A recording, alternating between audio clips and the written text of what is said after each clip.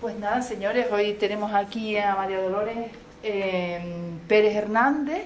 Es la sexta charla en Ciencia Compartida y nada, les dejo a que ella nos cuente. Hola, buenos días. Yo estudié Ciencias del Mar en esta universidad. Después hice el máster de Oceanografía y posteriormente me metí a doctorar. Este trabajo que les presento aquí es mi tesina de máster, ya mejorada para publicar, y está hecha en colaboración con el doctor Terence Joyce, que es de la Woods Hole Institution, en la que tuve el honor de estar de estancia 3 meses este año, y con Pedro Vélez.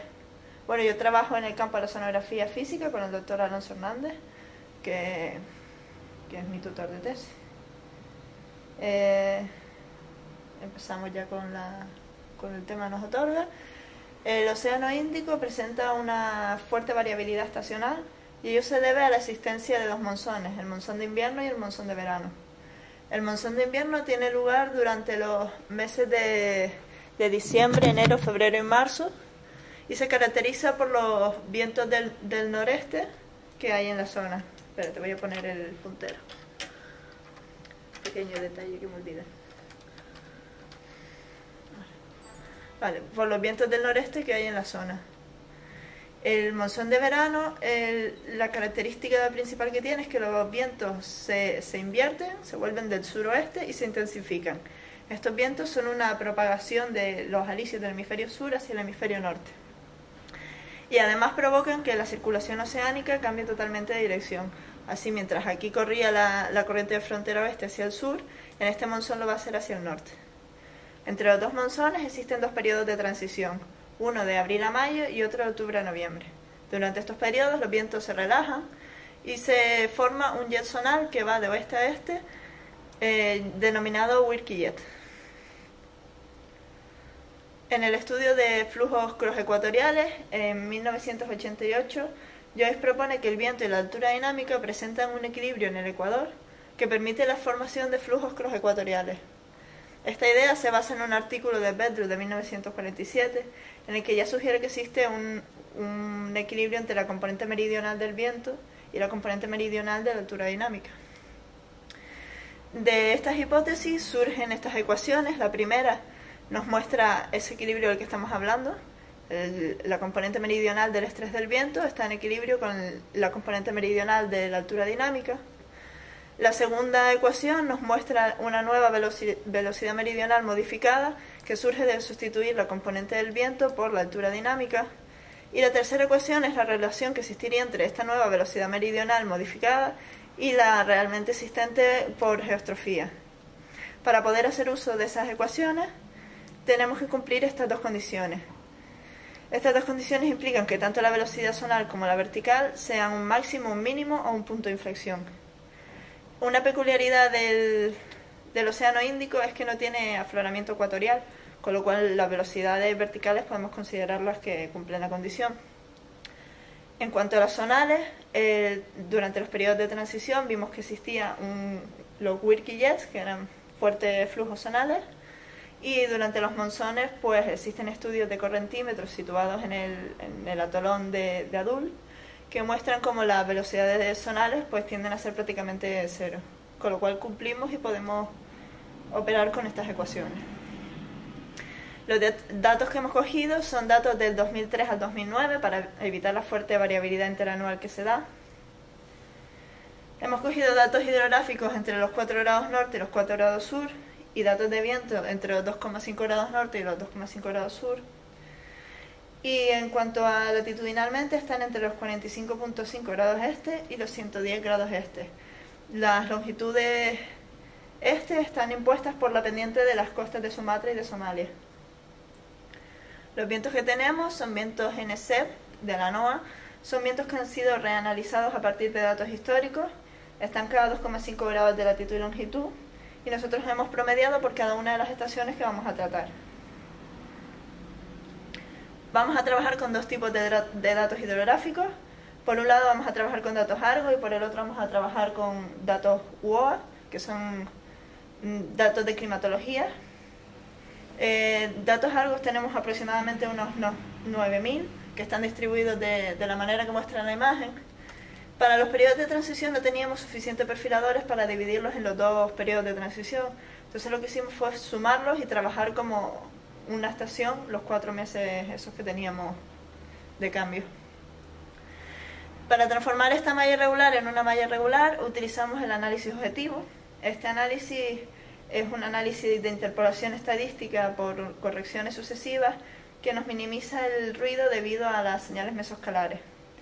Además, este tipo de análisis requiere de una climatología de base sobre la que sopesar los perfiladores, y nosotros hemos cogido la misma con la que vamos a trabajar como otra fuente de datos, y es la World Ocean Atlas 2005, y hemos cogido el producto mensual que llega hasta los 1500 metros, y por debajo, los últimos 500 metros, hemos puesto el producto anual.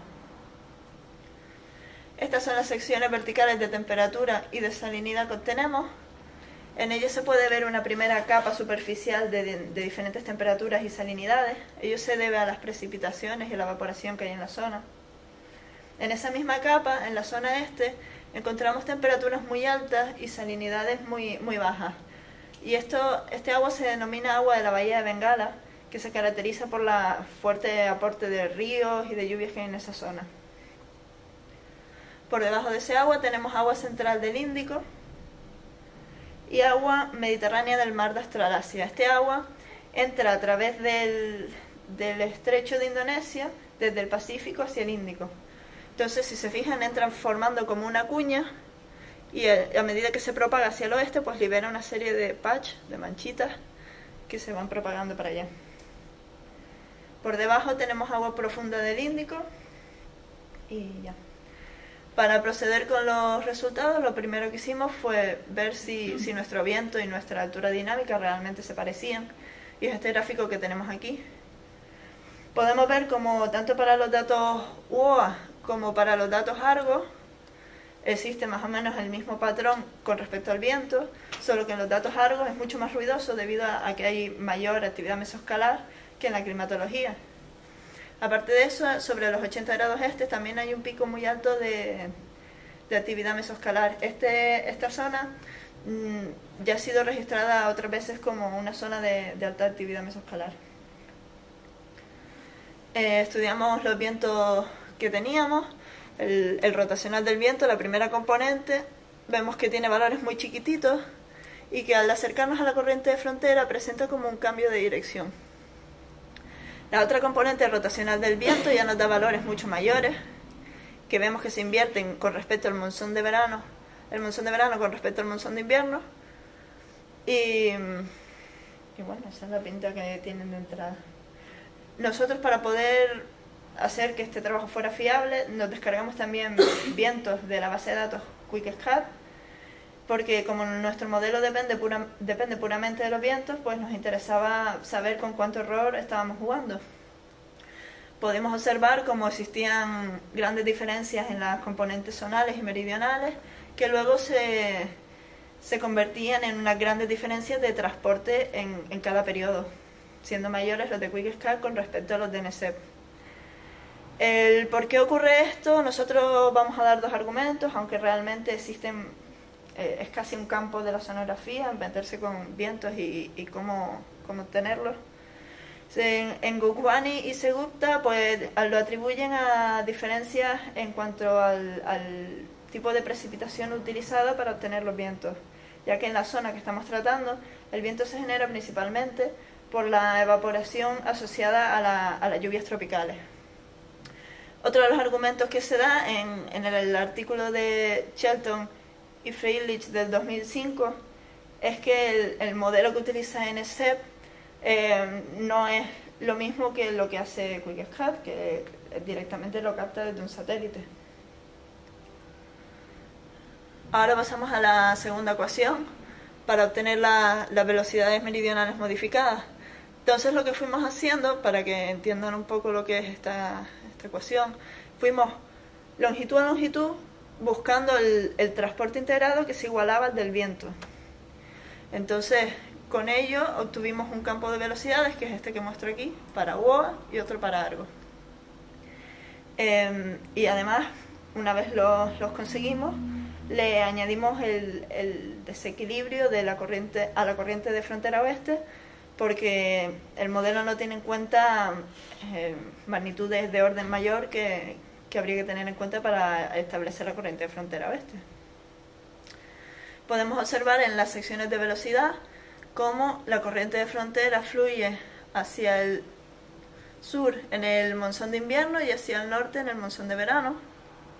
Como en los periodos de transición parece no existir corriente de frontera oeste, de hecho parece más como un remolino situado cercano a la costa. Y aparte de eso también encontramos contracorrientes por debajo de la frontera oeste. Esto ya ha sido descrito por otros autores, y con respecto a lo que ellos describen de la forma que tiene esta corriente de frontera, pues podemos decir que los datos de Argos se ajustan mucho mejor a lo que viene en la bibliografía que los datos de WOA. Esta corriente de frontera transporta 11 Sverdrup para los datos WOA y 12 Sverdrup para los datos Argos hacia el sur, mientras que en el monzón de verano transporta 16 y 19 Sverdrup hacia el norte, por lo tanto es mucho más fuerte durante el verano que durante el invierno. Y también podemos decir que esos transportes encajan bastante bien con lo que dice la bibliografía de la zona, ajustándose quizás más otra vez los datos de Argos que los de WOA. Esto que les presento aquí es para que entiendan un poco las gráficas que les voy a mostrar a continuación. Esto es la MOC, la Meridional Overturning Circulation, que lo que viene a hacer es cómo las aguas calientes y ya pobres en oxígeno y en nutrientes llegan hasta el polo. Uy, qué mal se ve. Y allí se enfrían y se renuevan y se convierten en aguas profundas, pero parece que le está costando un poco. Aquí va en pizarra, ¿no? Se ve fatal. Mira, ¿ves? Aquí va llegando hacia el polo y ahí se supone que se ve cómo se hunden y se transforman. Bueno, en vista de que no funciona, voy a intentarlo fuera del PowerPoint.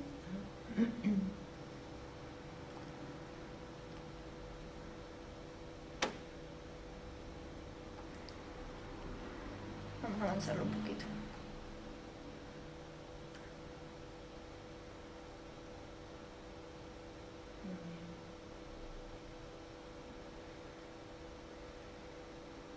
Vale. Ahí vemos el agua caliente que sube por la corriente del Golfo y llega hasta los polos, donde allí se enfrían y descienden y luego fluyen renovadas por los fondos para repartirse por el resto del océano.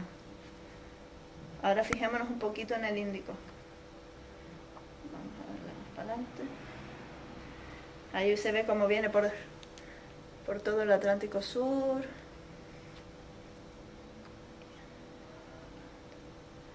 Vale. ¿Y qué ocurre en el Índico? Entonces, en el Índico, aunque no se ve muy bien, esto es Australia. Aquí hay un pequeño afloramiento y por aquí hay otro. Y entonces entran aguas calientes del Pacífico. A ver si podemos darle un poquito más.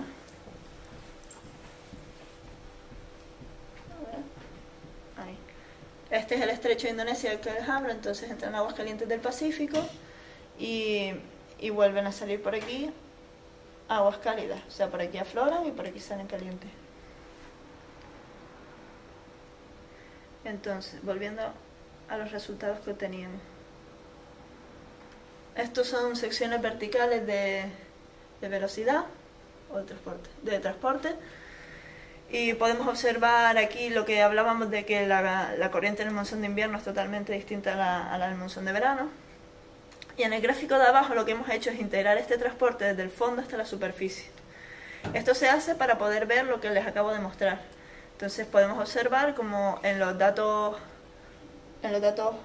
WOA existe un transporte de aguas profundas que llega más o menos hasta aquí, que va hacia el sur y luego se invierte en aguas superficiales yendo hacia el norte, que es un poco lo que les quería decir con la cinta que va girando, que es el agua que se transforma. Bueno, Pues en los datos WOA, ese transporte, ese intercambio es de 5.5 Svedrus, mientras que en los datos Argos es de 15 Svedrus para el periodo de transición.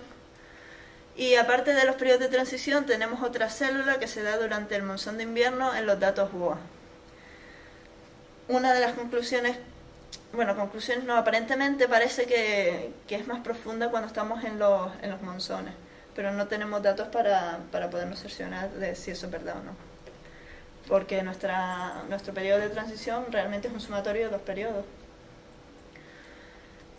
Luego, para poder comparar con lo que ya había descrito en la zona, lo que hicimos fue obtener el anual. Sumamos todos estos periodos y obtuvimos el transporte para toda la columna que teníamos hasta los 2000 metros. Entonces podemos observar cómo existen dos células cerradas en la climatología WOA que transportan 3,6 Svedrus hacia el norte y menos 5,2 Svedrus hacia el sur, que son estas curvitas que tenemos aquí y esta de aquí. Y para datos Argos solamente teníamos una célula, que es esta de aquí, que tiene un transporte máximo de 12 Svedrus. Comparando con la bibliografía, pues podemos ver que los datos Argos se ajustan más a lo que se describe en 32 Sur, que es la entrada del Índico, de aguas de otros océanos al Índico. Sin embargo, los datos de WOA tampoco son muy disparatados, ya que se asemejan mucho a lo que se mide en 7 grados norte, en la entrada del Mar de Arabia y de la Bahía de Bengala. Entonces lo que hicimos fue separar nuestra sección en dos trocitos para ver si se parecía a ese estudio hecho en 7 grados norte. Y entonces dibujamos el transporte acumulado para cada una de estas bahías y lo comparamos con el que se describe en este artículo. Y pudimos ver cómo efectivamente se ajustaba bastante a lo que presentaba el artículo. Con lo cual, aunque los datos Argos se ajustan mucho mejor a lo que se ha descrito en la zona, los datos WOA tampoco están muy desencaminados. Posteriormente calculamos el calor a partir de esos transportes y los resultados son esos que les presento ahí. Estos resultados son datos de calor hasta los 2000 metros, porque estamos trabajando con datos Argos que solo llegan hasta los 2000. Por debajo de esa capa existe un transporte hacia el norte, con lo cual nuestros datos en realidad disminuirían más y se ajustarían más a lo descrito en la zona. Pero si nos fijamos, no estamos muy lejos de lo que describe la bibliografía. Las conclusiones más importantes de este trabajo es que el viento y la altura dinámica efectivamente presentan un balance en el ecuador que permite la formación de flujos cross-ecuatoriales, que el viento tiene direcciones opuestas en cada monzón, invirtiendo el transporte de aguas y de corrientes en la zona, que la corriente de frontera oeste fluye hacia el norte en invierno y hacia el sur en el monzón de verano, que durante los periodos de transición, bueno, cuando sumas los dos periodos de transición no existe corriente de Somalia, ya que son periodos donde continúa una resaca de los periodos anteriores, y que el modelo se ajusta bastante a lo que se ha medido en la zona, aunque los datos Argos son mucho más realistas que los datos WOA. Por último, agradecer a la Agencia Canaria de Investigación, Innovación y Sociedad de la Información, al proyecto de la MOC, al Instituto de Oceanografía y Cambio Global y a Woods Hole, porque son los que han hecho posible este trabajo y han sido fundamentales.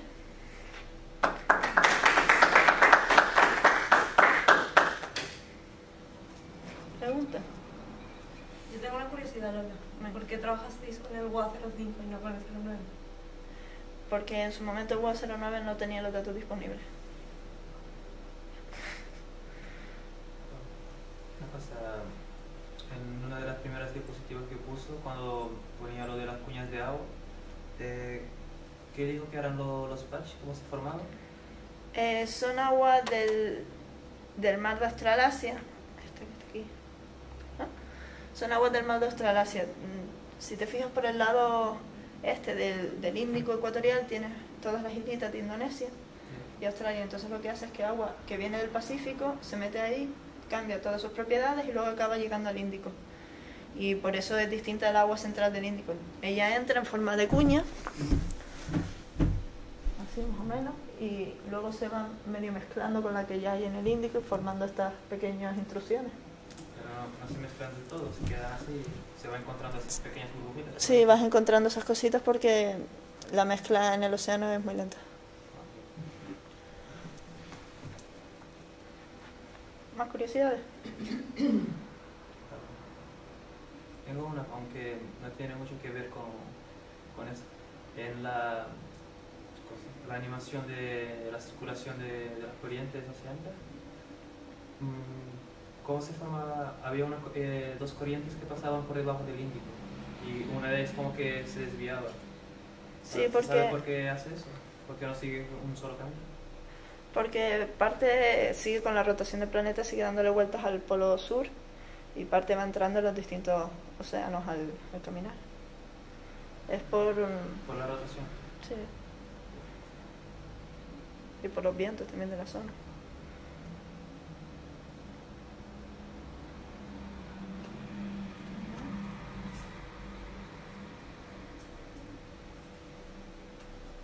Y ahora la cuña informativa de la biblioteca. La cuña informativa, pero ¿qué dice por aquí para que manipule?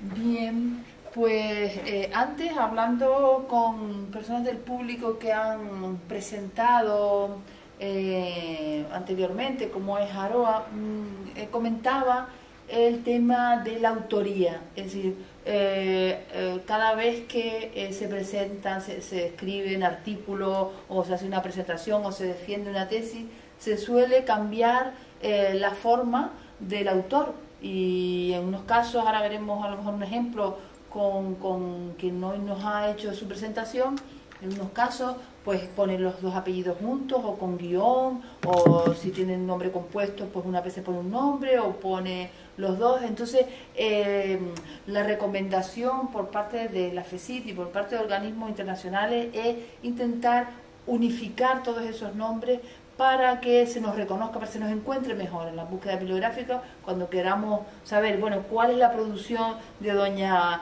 María Dolores Pérez Hernández, pues veamos bien y no se nos confunda, sobre todo en casos con apellidos frecuentes, no se la confunda con otros autores. Entonces vamos a ir a Acceda y ahí tenemos una herramienta que se llama Iralis, en donde nos dicen, bueno, si usted es un autor en el área científico-técnico, pues unifique y elija una forma de su nombre. Vale. Vamos a ver si no nos da problemas, si no, pues ya lo vemos en la siguiente, ¿no? Lo voy a intentar abrir con el explorador, que a veces el Firefox me está dando problemas. Sí. Normalmente Acceda va mejor con el Firefox. Pero bueno, desde dentro de la universidad también con el Explorer va bien.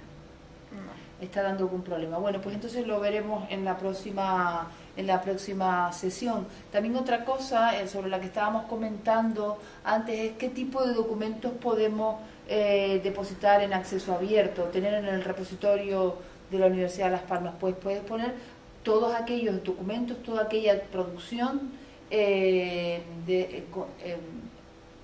la que tenga los derechos para poder hacerlo. Por ejemplo, un póster que hayas presentado a un congreso, pues se puede subir perfectamente, por supuesto, tesis doctorales o máster, memorias de máster, etcétera, y aquellos artículos en los que tú hayas retenido de algún modo los derechos, ¿no? Para poder hacerlo. Aquí tenemos, por cierto, en el blog de la biblioteca, pues un poco la presentación, y cuando se pueda pues pondremos también la grabación que hemos hecho hoy, ¿no? Muy bien, pues nada, pues entonces tras esta cuña infoformativa, por cierto, esa es la entrada sobre la exposición que está hoy en día, hasta el día 2 de abril, en el Jardín Botánico en Madrid. Y si le das para abajo a la barra, veremos unas fotos que estaban en esa exposición, pues por ejemplo de Lola, de Federico Maldonado y de Natalia Ockman. Muy bien. Y esta tarde, en el Gabinete Literario, las prospecciones petrolíferas cerca de Canarias, en las que interviene Santiago Hernández, esta mesa redonda que hay esta tarde la grabaremos y la difundiremos en abierto. Así que seguramente el viernes ya se podrá ver. Y bueno, nada más por hoy por mi parte. Gracias, Lola.